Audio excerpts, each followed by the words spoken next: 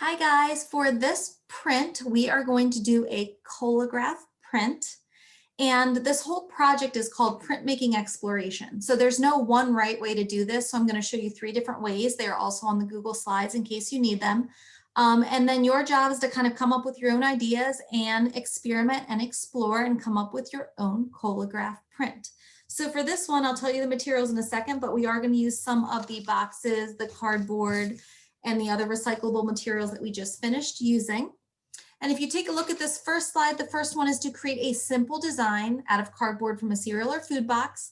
Lay out your design in the composition you want, place a piece of paper on top of it, and create a crayon rubbing. So we are going to need the crayons that are from your art kit, or if you have other crayons at home, you can do that. You can repeat these steps with different shapes or different colors or various things over and over like you see here on the slides. So we've got the flowers and the triangles have been layered on top of each other. Here's the flowers and the triangles on this one. This one is just the flowers, and this one is both as well, using a variety of colors. You can use some scrap paper, computer paper, or some of the paper from your sketchbook to kind of test it out first before you decide to go ahead and do it on the nice white drawing paper. The next slide, if you take a look here, there's some alternatives. The first one is to, instead of a simple design that you repeat over and over, like on that first one where you take a simple flower or the triangles and kind of do rubbings over them, you're going to create one intricate design, and you can do that by taking your food box or any other things you have in the house, like you see here with this little robot. We've got some dental picks. We've got a little thing that holds, food bags shut. We've got a paper clip, etc. And then to lay the paper over it and do a crayon rubbing, or just like we've been working with, which is the food boxes and the cardboard, you can create an intricate design that way, rub over it once with one color, or you can rub over it with various colors like you see here in the number 4. And the last alternative is to make a shape out of your cardboard, like if I took a fish here, rub over it once, cut it down smaller, rub again, cut it down smaller, rub again. So if you look in this cat example, you can see the cat's very large here in the background with one color. And again, you don't have to use 3 different colors. If the 1 crayon is all you have or the 2 crayons are all you have, that's fine. Here's the next one, and then the smallest. So there's actually lots of different options for this. Essentially, I just want you to learn the art of Collagraph printing, which is doing a rubbing over raised areas.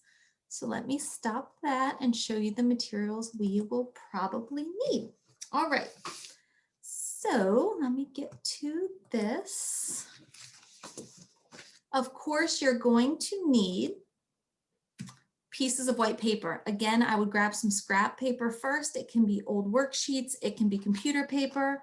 You will need also some of our cardboard, food boxes, materials, or the scraps you had from your last project.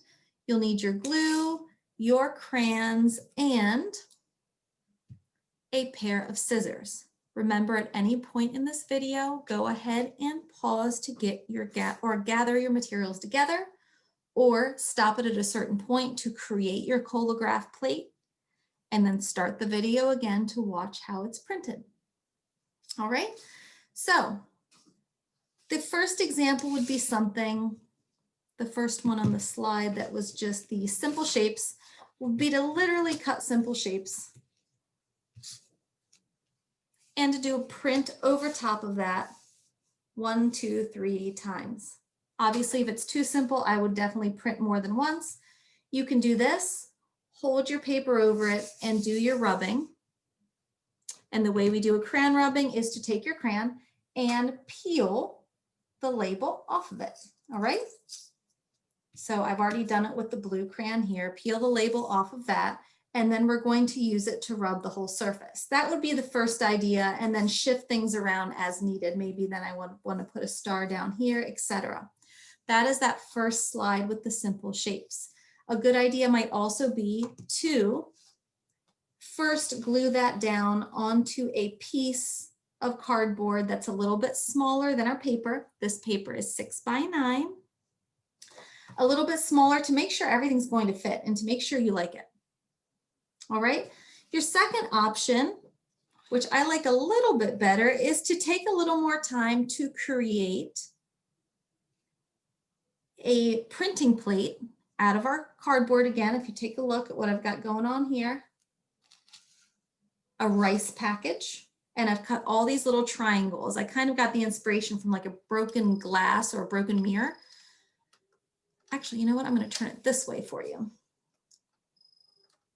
And I glued them and created different levels of relief. So you guys know what relief is, raised areas attached to a flat surface. So I've got my flat or lowest relief, or really the flat portion of the Collagraph. Then I've got one raised area, and on some of them I did 2 or 3 raised areas. So we're going to see what that looks like in a moment. I like this one better because it takes some more planning rather than that first slide that I showed you where you just took the simple shapes and rubbed over them and then moved them slightly and rubbed over them again. I like the idea of making something that takes a little bit more time and has a little more of, you know, some thought behind it rather than just shifting and moving things. You might have done rubbings before. And if you have, you can certainly use 1 color or 2 colors. I'm going to peel the rest of my brown. And the whole goal of this is I'm going to put the paper on top and then we'll do some rubbings. Actually, I'm going to leave that to the side. We'll use the blue one because that one's already ready to go. So I'm going to take my plate. I'm going to place my paper over top of it. For this one, I'd like to keep it nice and straight. And I'm going to take the side of my crayon and I'm going to rub the back of it and hopefully be able to see some of the various triangles that I have. Now my triangles that are the highest are getting the most color, which is quite interesting to think about. So the highest relief areas are getting the most color. The areas that are lowest relief are not receiving the most color, and that's because they are lower and my crayon is not getting all the way down there. So I'm pressing a little bit harder as I go across again. You can make 1 pass, you can make 2 passes, you can go over this and over this again if you'd like. But I like the idea of coming up with a complicated design and doing a print of it. And the more I go over it, you can see the more the lower relief pieces of the Collagraph print are receiving the color. Again, this is experimentation. If you have 2 colors that work well together, I believe I gave you guys 2 colors in your art kit. My apologies if I didn't. Or if you have crayons at home, I could then take the brown, even though my 2 colors don't really work well together. Brown's a neutral, blue would work. And I could go over this as well. I kind of like it as is with the blue, but that is your prerogative. All right. And then the last one that I showed you was to actually cut something. I actually like that a lot. Is to cut something, print it, rub over it once, cut it down a little bit smaller, rub again. So let's try this. Place that there. You know what I'm going to do. And because we're cutting it down, I'm not going to glue it because I need my fish to get smaller. So I've cut a little bit of kelp. Maybe, do I want to turn that? I'm trying to peel the crayon, struggling here. I'm going to do my brown one. There we go. Peel my crayon. Let's see if this one works okay. This is the example that I showed you on the slide of the cat, where we're going to be cutting it down a little bit every time. So we're going to just rub the surface. This one only has 1 level of relief, so it should look about the same throughout the whole thing. All of the cardboard I used was from the same box.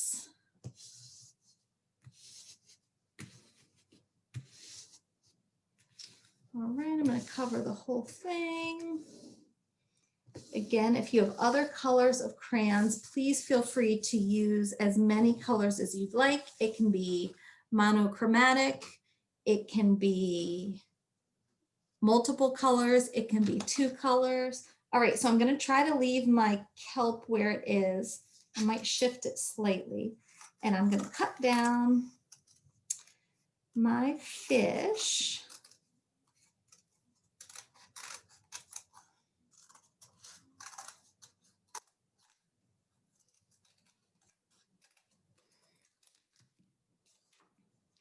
And I'm going to bring him up there. And I think I'm going to move. And again, guys, this is experimentation. I'm going to move the kelp for this one because I don't want them to print again. I might print a piece of kelp for my last one. And I've moved this fish up here. So, oh, if your crayon breaks, it doesn't matter. This is one of our last projects and we won't be needing it anymore. So this kind of looks like a school of fish swimming. Oh, I'm mad at myself for messing that up. That's why you can maybe do it on practice paper. This one might not be the best to do on practice paper because you are cutting down your image. But there's my second fish. And this just gives you an idea. Obviously, this takes time and experimentation. Cutting the same one down even more. Again, this is on your Google slide. It's the cat example. They used multiple colors. I'm sticking with one because a lot of you don't have those additional colors at home, which is totally fine. Monochromatic is perfectly acceptable. But many of you might have crayons at home and you might want to make more of a colorful print. So here's my last little fish. Man, he's struggling. Hold on, he's struggling. He's on the struggle bus. Let's get him fixed up a little bit. All right, and I'm going to do my last one. And I'm actually going to add in some more of the kelp again. So let me grab some of that. Kelp is this underwater, like seaweed kind of thing. Put the kelp under there. Ooh, this might be cool to use. And guys, I'm literally just experimenting while we're talking. So if this works, great. If it doesn't, then at least I did it for you and you don't have to make that mistake yourself. So now I'm going to take the same thing. I'm just, again, using one crayon because I don't want you guys to feel like you are expected to use more than one crayon. But you can see I've got a fish going on in the background, that outline of a fish. And here's my new little fish down here somewhere. There he is down there. And the more the layers are lifted or higher, the more crayon or color they receive.